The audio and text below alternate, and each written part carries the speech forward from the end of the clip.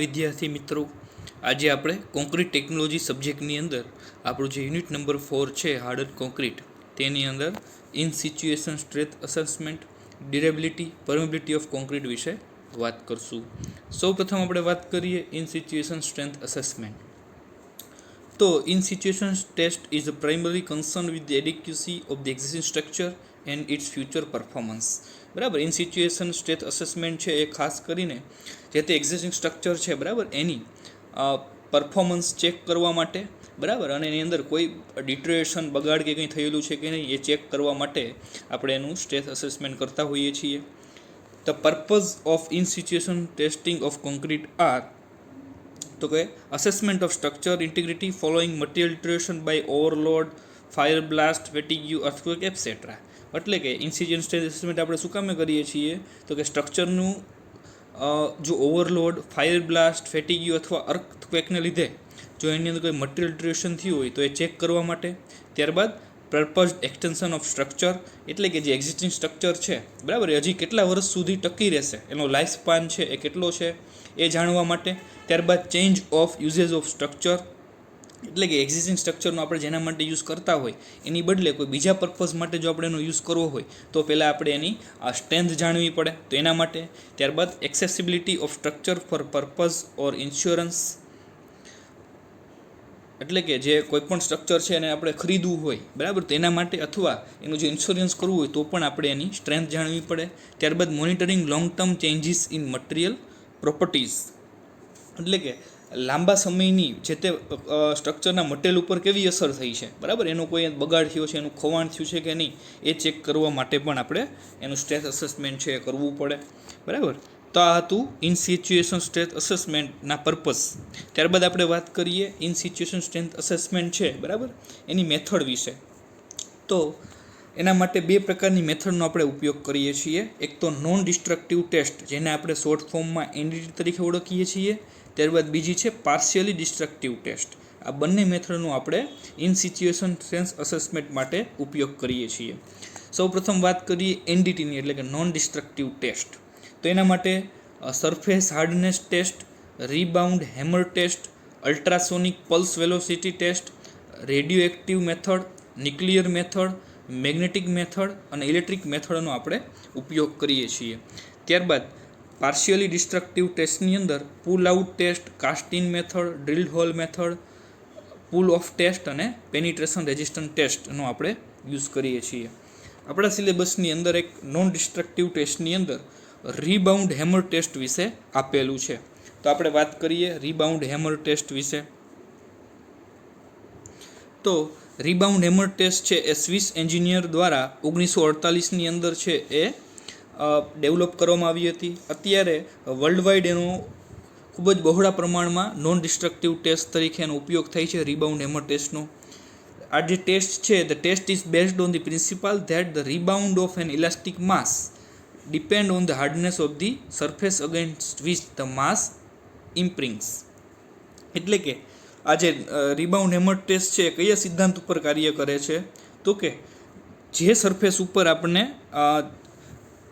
Rebound હેમરનો ઉપયોગ કરશું તેની અંદર જોડેલું જે ઇલાસ્ટિક માસ છે, બરાબર, એ રીબાઉન્ડ થશે.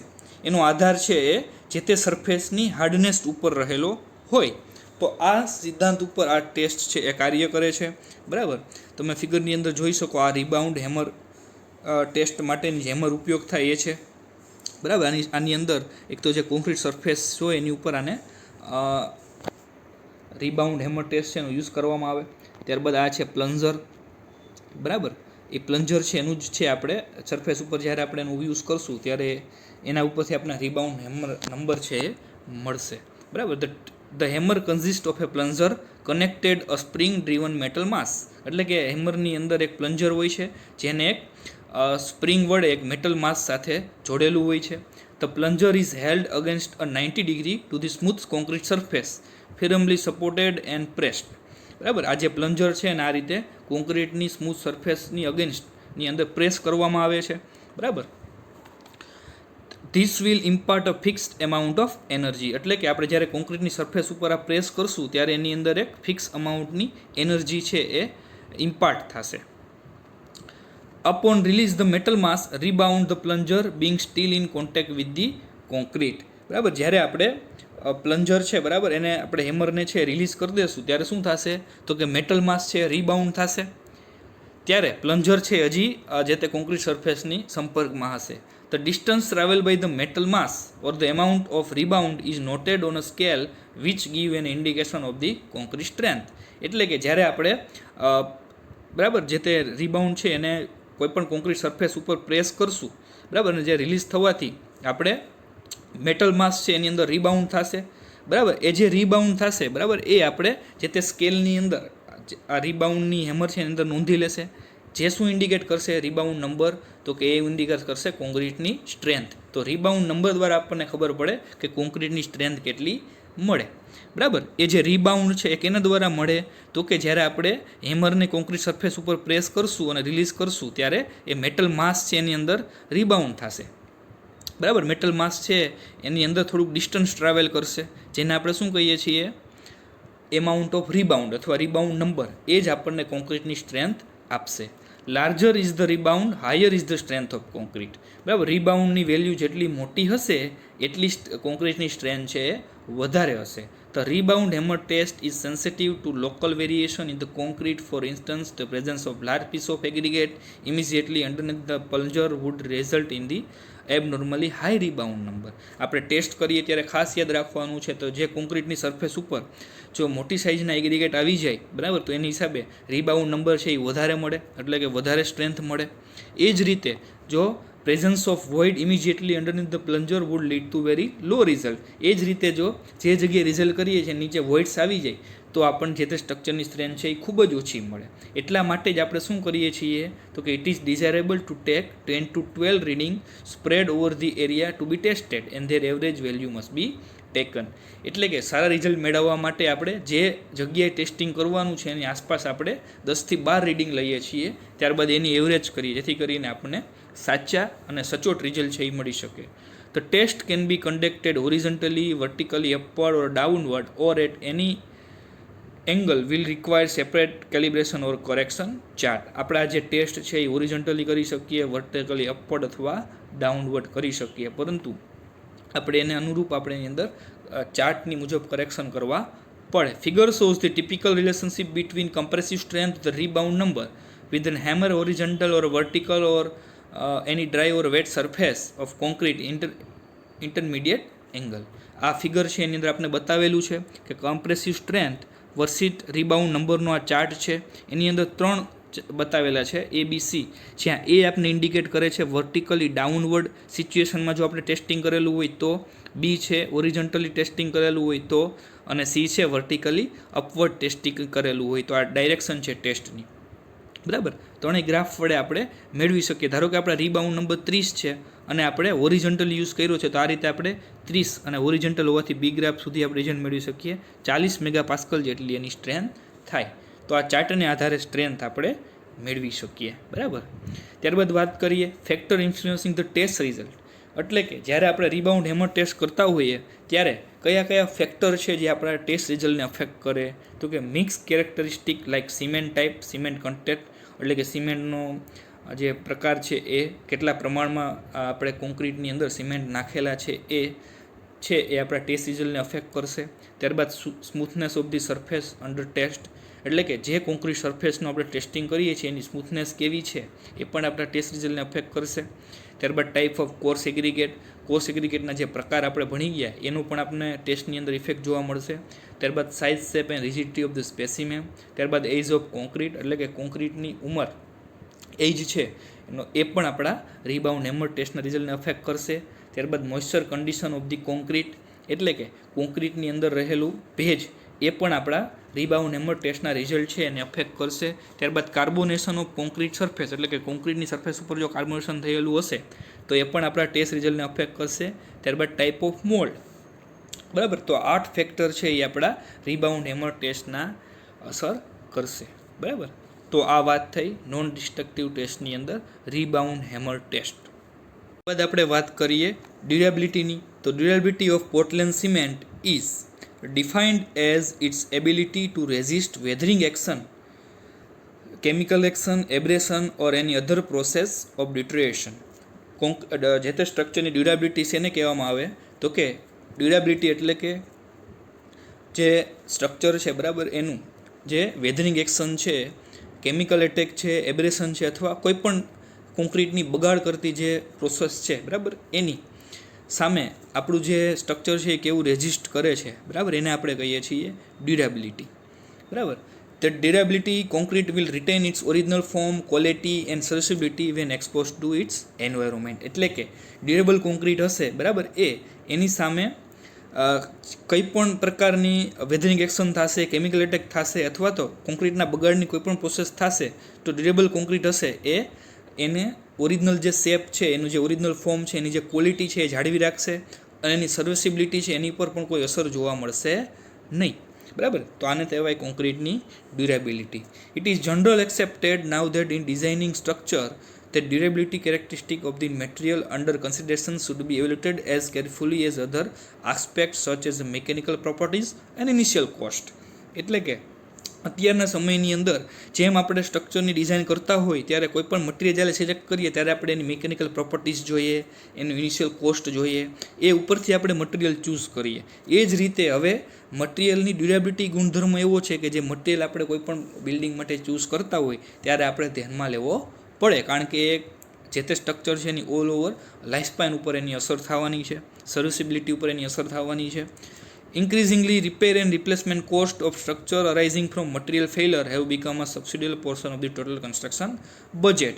એટલે કે જો આપણા મટીરિયલ ચૂઝ કરેલું છે ડ્યુરેબિલિટી બરાબર નહીં હોય તો કે સ્ટ્રક્ચરની અંદર રિપેર અને રિપ્લેસમેન્ટનો જે કોસ્ટ છે એ વધશે બરાબર, જે આપણો ટોટલ કન્સ્ટ્રક્શનનું બજેટ છે એની અંદર પણ અસર કરશે બરાબર. In many developed countries like USA, UK, Japan, Switzerland etcetera, over 40% of the total resources of the building industry are applied to repair and maintenance of existing structure and less than 60% of to new construction બરાબર. એટલે કે 40% જેટલો જે total resources છે building ઇન્ડસ્ટ્રીઝના એ બિલ્ડિંગના repair અને maintenance માટે વપરાય છે, જ્યારે ટોટલ 60% કરતાં પણ ઓછું જે છે એ નવા કન્સ્ટ્રક્શનની અંદર વપરાય છે. તો આ ઉપરથી આપણે જોઈ શકીએ કે કન્સ્ટ્રક્શનની અંદર ડ્યુરેબિલિટી ફેક્ટર કેટલું મહત્ત્વ ધરાવે છે, કારણ કે જો ડ્યુરેબલ નહીં હોય જે તે મટીરિયલ તો કે આપણો રિપેરિંગ અથવા રિપ્લેસમેન્ટ અથવા મેન્ટેનન્સ કોસ્ટ છે એ વધી જશે. The durability of concrete depend on its resistance to deterioration and the environment in which it placed. ડ્યુરેબિલિટીનો આધાર કેની ઉપર છે કોન્ક્રીટનો તો કે એ જે એટમોસ્ફિયરની અંદર આપણે સ્ટ્રક્ચરને બનાવેલું છે, જે જગ્યાએ એને આપણે પ્લેસ કરેલું છે એ જગ્યાનું એન્વાયરમેન્ટ કેવું છે બરાબર, એ જગ્યાએ કોન્ક્રીટનું કયા કયા ફેક્ટર સામે લડવાનું છે, એનું રેઝિસ્ટન્સ કેવું છે, ડ્યુરેબિલિટીનો આધાર એની ઉપર રહેલો છે. The resistance of concrete to weathering, chemical attack, abrasion, frost and fire depend largely upon its quality and constituent material બરાબર.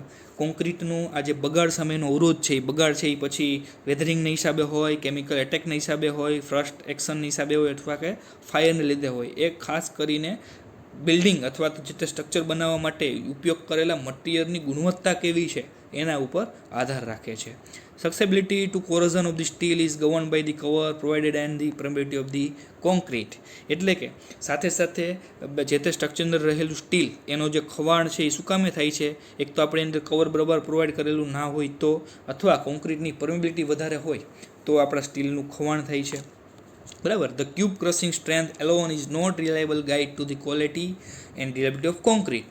It must also have an adequate cement content and low water cement ratio. એટલે કે કોન્ક્રીટની durability છે એ સારી મળે એટલા માટે આપણે સિમેન્ટનું પ્રમાણ છે એ વધારવું પડે અને સામે છાડે આપણે ઓછો વોટર સિમેન્ટ રેશિયો છે એ ચૂઝ કરવો પડે. એડેક્યુટ સિમેન્ટ કન્ટેન્ટ સ્ટ્રક્ચરની અંદર હોવા જોઈએ.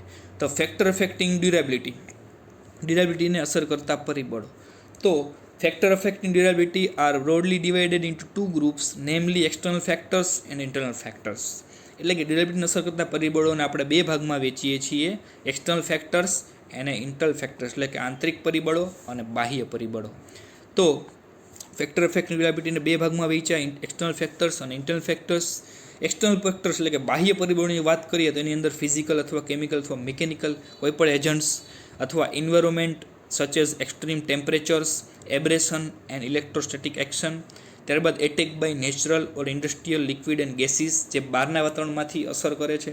ત્યારબાદ ઇન્ટરનલ ફેક્ટર, એટલે કે કોન્ક્રીટની અંદર કઈ કઈ પ્રક્રિયા થઈ છે, પ્રોસેસ થઈ છે, જે ડ્યુરેબિલિટીને એક પરિબળ તરીકે કાર્ય કરે છે, અસર કરે છે. તો કે પરમિબિલિટી ઓફ કોન્ક્રીટ, કોન્ક્રીટની પારગમ્યતા. ત્યારબાદ આલ્કલી એગ્રીગેટ રિએક્શન, જે આપણે પહેલા ચેપ્ટર અંદર વાત કરી હતી. ત્યારબાદ વોલ્યુમ ચેન્જીસ કોન્ક્રીટની અંદર, જે ખાસ કરીને થર્મલ પ્રોપર્ટીઝ ઓફ એગ્રીગેટ અને સિમેન્ટ પેસ્ટને લીધે આવતું હોય છે. તો આ બે ફેક્ટર છે, એક્સટર્નલ ફેક્ટર એટલે કે બાહ્ય પરિબળો, ઇન્ટરનલ ફેક્ટર એટલે કે આંતરિક પરિબળો છે, કોન્ક્રીટ ડ્યુરેબિલિટીને અસર કરતા હોય છે. બરાબર. તો આ જે ફેક્ટર છે એની સામે આપણે ટકી રહેવાનું છે સ્ટ્રક્ચરને, એમ આપણે કહી શકીએ. ત્યારબાદ રિક્વાયરમેન્ટ્સ ફોર ડ્યુરેબિલિટી, એટલે કે કયા એવા પોઈન્ટ્સ છે જે આપણે ડ્યુરેબિલિટીને અસર કરે છે અથવા આપણે એને ધ્યાનમાં લેવા પડે. We should discuss the requirements of durability under following heads.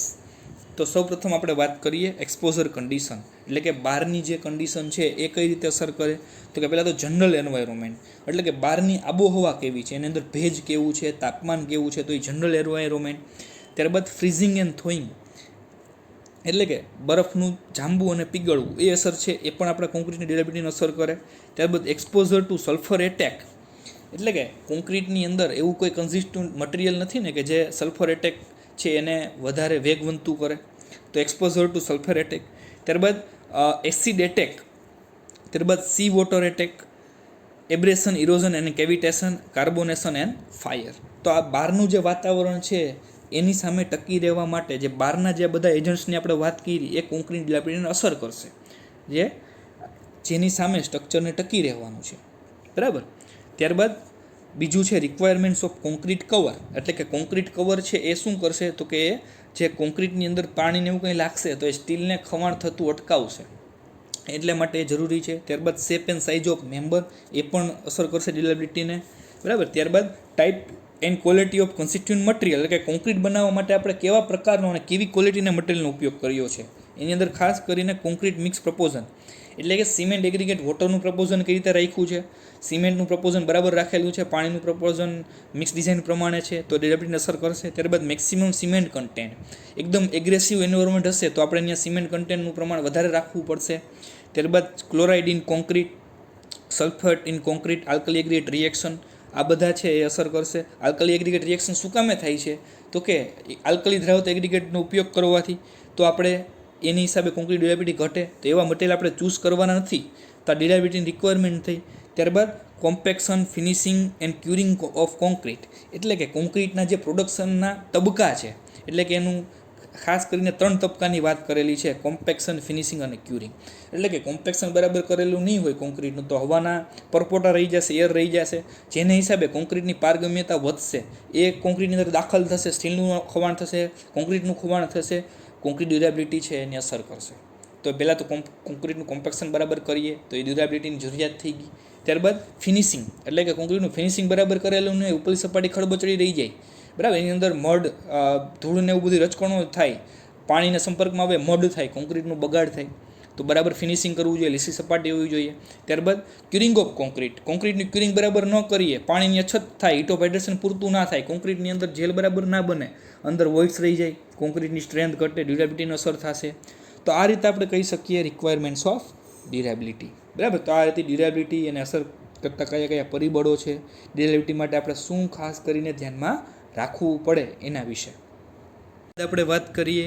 પરમિબિલિટી of કોન્ક્રીટની, તો as discuss earlier, for complete hydration of the cement about 30% of water by weight of cement is required to fill up the gel pores. આપણે પ્રથમ ચેપ્ટરની અંદર વાત કરી કે કોન્ક્રીટની અંદર પાણીની જરૂરિયાત, તો ટોટલ 38% જેટલું પાણી છે એ સિમેન્ટની અંદર કમ્પ્લીટ હાઇડ્રેશન માટે જરૂર પડે. If more then 38% of water is used then the excess water will cause undesirable cavities and the concrete becomes porous. Porous concrete has higher permeability.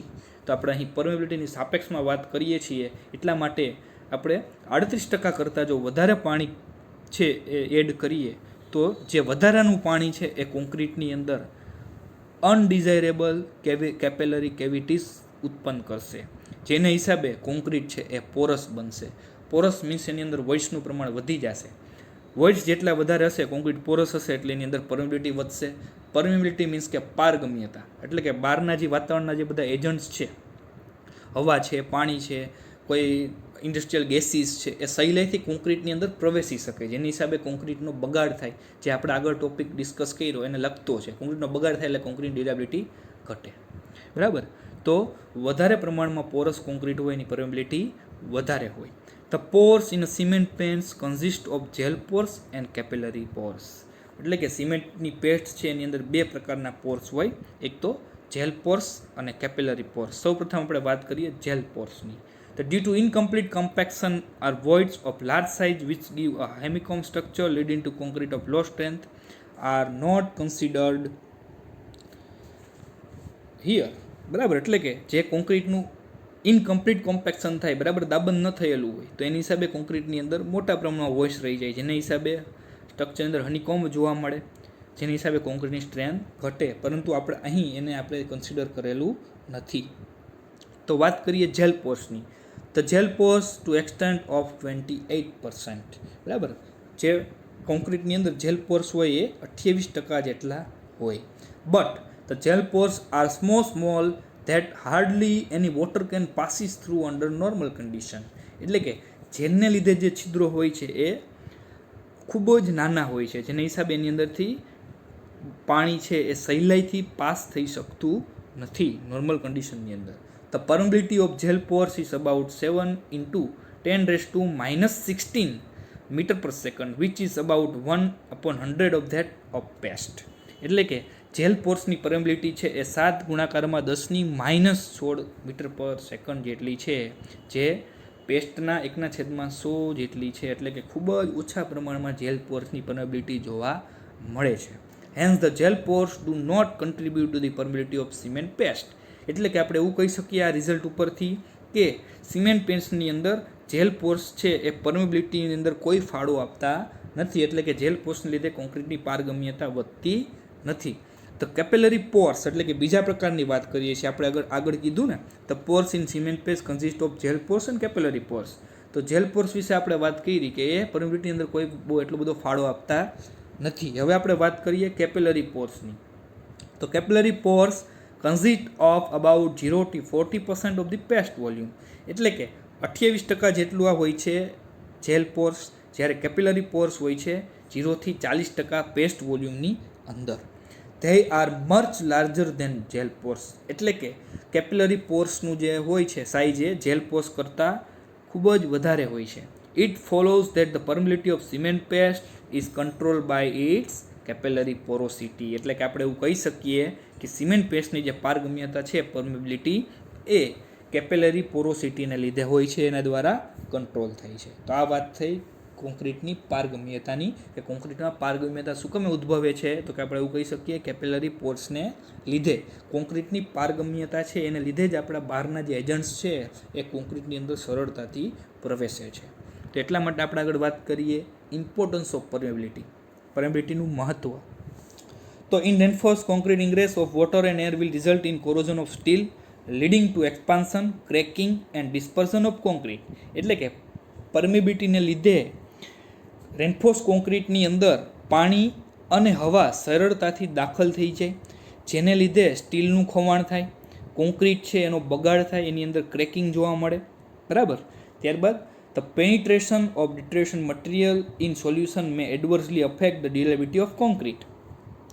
એટલે કે કોન્ક્રીટની પારગમ્યતાને લીધે ડિટરિયસ મટીરિયલ છે એ સોલ્યુશનની અંદર ભળે અને કોન્ક્રીટની ડ્યુરેબિલિટીને અસર કરે. દાખલા તરીકે CaOH ટ્વાઇસ છે, CaOH leach out an aggressive liquid attack the concrete. બરાબર. ત્યારબાદ if concrete becomes saturated with water due to permeability it is more vulnerable to the frost action. એટલે કે પારગમ્યતાને લીધે જો કોન્ક્રીટની અંદર છે એ પાણી છે બહારથી આવે, દાખલ થઈ જાય અને સેચ્યુરેટ થાય, તો એ છે એ ફ્રોસ્ટ એક્શનને છે વધારે વેગવંતું કરે છે. The permeability is very important in case of liquid retaining structure. બરાબર. એટલે કે લિક્વિડ રિટેનિંગ સ્ટ્રક્ચર છે જેવા કે વોટર ટંક્સ એન્ડ ડેમ્સ એના માટે ખૂબ જ મહત્ત્વના છે, કારણ કે એની અંદર વોટર ટાઇટનેસ છે એ ખૂબ જ અગત્યનો ફાળો ભજવે છે. તો આ રીતે પરમેબિલિટી છે એ ખૂબ જ મહત્ત્વનું સ્થાન ધરાવે છે. ત્યારબાદ આપણે વાત કરીએ ફેક્ટર અફેક્ટિંગ પરમેબિલિટી. તો એની અંદર આપણે 7 ફેક્ટર ધ્યાનમાં લેશું. એક તો water cement ratio, properties of cement, aggregate, absorption and homogeneity of concrete, curing, use of admixture અને એજ ઓફ કોન્ક્રીટ. સૌપ્રથમ આપણે વાત કરીએ વોટર સિમેન્ટ રેશિયોની. બરાબર, તો આપણે એવું કહી શકીએ કે પેસ્ટ છે એનું હાઇડ્રેશન થાય, બરાબર, ત્યારે પરમેબિલિટી છે એ ઓછી હોય with lower water cement ratio. બરાબર, જો લોવર વોટર સિમેન્ટ રેશિયો હોય તો એની પરમેબિલિટી છે એ ઓછી હોય, એટલે કે જેમ વોટર સિમેન્ટ રેશિયો વધે એમ પરમેબિલિટી થવાના ચાન્સીસ છે એ વધી જાય, એમ પારગમ્યતા વધારે હોય. ત્યારબાદ પ્રોપર્ટીઝ ઓફ સિમેન્ટ, સિમેન્ટના ગુણધર્મો. બરાબર, તો એ કઈ રીતે અફેક્ટ કરે છે, તો કે for the same water cement ratio coarse cement tend to produce a paste with higher porosity than the finer cement. એટલે કે સોમ વોટર સિમેન્ટ રેશિયોએ જો કોર્સ સિમેન્ટનો યુઝ કરીએ તો એની મદદથી જે પેસ્ટ પ્રોડ્યુસ થાય એની અંદર વધારે પોરોસિટી જોવા મળે, જ્યારે ફાઇનર સિમેન્ટમાં ઓછી પોરોસિટી જોવા મળે. તો આ રીતે સિમેન્ટના ગુણધર્મો પરમેબિલિટીને અસર કરે. ત્યારબાદ એગ્રીગેટ. એગ્રીગેટ છે એ કઈ રીતે અસર કરે, તો કે જેમ મેક્સિમમ સાઇઝ ઓફ એગ્રીગેટ હશે એમ પરમેબિલિટી છે એ વધારે જોવા મળશે, કારણ કે એની અંદર લાર્જ વોઇડ્સ છે એ પ્રેઝન્ટ હશે. બરાબર, તો આ રીતે એગ્રીગેટ છે એ પરમેબિલિટીને અસર કરે છે. ત્યારબાદ absorption and homogeneity of concrete, એટલે કે કોન્ક્રીટની અંદર જેમ એબ્ઝોર્પ્શન છે એ વધારે થશે એમ, અને હોમોજીનિટી ઓફ કોન્ક્રીટ છે એ કઈ રીતે કોન્ક્રીટને અસર કરશે. બરાબર, તો કોન્ક્રીટની અંદર રહેલા જે પોર્સ છે, વોલ્યુમ ઓફ પોર સ્પેસ છે એ એબ્ઝોર્પ્શન દ્વારા મેઝર થાય છે. બરાબર, એબ્ઝોર્પ્શન છે એક ફિઝિકલ પ્રોસેસ છે કે જેની અંદર કોન્ક્રીટ છે એ એના પોર્સ અને કેપિલરીઝ છે એની અંદર પાણીને ડ્રો કરે છે. તો એબ્ઝોર્પ્શન છે એ કેના ઉપર આધાર રાખે છે, તો કે કોન્ક્રીટના સ્ટ્રક્ચર ઉપર આધાર રાખે છે. જો નોન હોમોજીનિટી હોય કોન્ક્રીટની અંદર તો એ કોન્ક્રીટની પરમેબિલિટીને અસર કરે છે. બરાબર, કોન્ક્રીટની અંદર રહેલા ડિફેક્ટ્સ જેવા કે ક્રેક હોય, પછી વોઇડ સ્પેસ હોય, બરાબર, તો એ કોન્ક્રીટની જે ડિફેક્ટ્સ છે એની અંદર પ્રોડ્યુસ કરે છે. બરાબર, જેની હિસાબે કોન્ક્રીટની અંદર એબ્ઝોર્પ્શન પાણીનું વધે છે. બરાબર, તો આ ઉપરથી આપણે કહી શકીએ કે કોન્ક્રીટ જો નોન હોમોજીનિયસ ન હોય તો કોન્ક્રીટની અંદર પરમેબિલિટી વધારે હોય. ત્યારબાદ ક્યુરિંગ. બરાબર, જો આપણે કોન્ક્રીટનું કન્ટિન્યુઅસ હાઇડ્રેશન કરવું હોય તો એના માટે આપણે એને ખબર છે અંદર ક્યુરિંગ કરીએ છીએ. બરાબર, તો જેમ વધારે વ્યવસ્થિત હીટ ઓફ હાઇડ્રેશન થશે, એટલે કે ક્યુરિંગ બરાબર આપણે લાંબા સમય સુધી કરશું તો એની અંદર બરાબર સિમેન્ટ પેસ્ટ પ્રોડ્યુસ થશે, એટલે કે એની અંદર વોઇસનું પ્રમાણ છે એ ઓછું હશે, જેના હિસાબે આપણી પરમેબિલિટીની અંદર ઘટાડો જોવા મળશે. એટલે કે પ્રોપર ક્યુરિંગ આપણે કોન્ક્રીટનું કરીએ તો કોન્ક્રીટની પરમેબિલિટી આપણે ઘટાડી શકીએ. ત્યારબાદ યુઝ ઓફ એડમિક્સચર. બરાબર, જો આપણે કોન્ક્રીટની અંદર વોટરપ્રૂફિંગ એડમિક્સચર એડ કરીએ તો એની હિસાબે કોન્ક્રીટની પરમેબિલિટી આપણે ઘટાડી શકીએ. ત્યારબાદ એજ ઓફ કોન્ક્રીટ. તો આપણને ખ્યાલ છે કે સિમેન્ટ પેસ્ટ છે, બરાબર, એ એજ ઓફ કોન્ક્રીટ ઉપર આધાર રાખે છે. જેમ જેમ એજ ઓફ કોન્ક્રીટ છે એ વધારે હોય, બરાબર, એમ સિમેન્ટ પેસ્ટ છે એ એનું સંપૂર્ણપણે હાઇડ્રેશન થઈ ગયું હોય. બરાબર, એ રીતે એના દરેક વોઇડ્સ છે એ ફિલઅપ થઈ ગયા હોય, એટલે કે એની પરમેબિલિટી છે એ ઓછી જોવા મળે. તો વિથ પ્રોગ્રેસ ઓફ હાઇડ્રેશન, એટલે કે હાઇડ્રેશનની પ્રક્રિયાને પ્રોગ્રેસની જેમ કોન્ક્રીટની પરમેબિલિટી છે એ ઘટાડો જોવા મળે, કારણ કે એની અંદર જે જેલ વોલ્યુમ છે એ પૂરતા પ્રમાણમાં અવેલેબલ હોય અને એ વોઇડ્સને ફિલઅપ કરી દીધું હોય. બરાબર, તો આ રીતે જેમ કોન્ક્રીટની ઉંમર વધારે હોય એમ વધારે હીટ ઓફ હાઇડ્રેશન લીધે એનું ગ્રોસ જેલ વોલ્યુમ વધારે હોય, એટલે કે એ બધા વોઇડ્સ ફિલઅપ કરી દે, એટલે કે એની પરમેબિલિટીની અંદર ઘટાડો જોવા મળે. બરાબર, તો આ જે હતા બધા ફેક્ટર કે જે આપણી કોન્ક્રીટની પરમેબિલિટીને અસર કરતા હોય. બરાબર, થેન્ક યુ.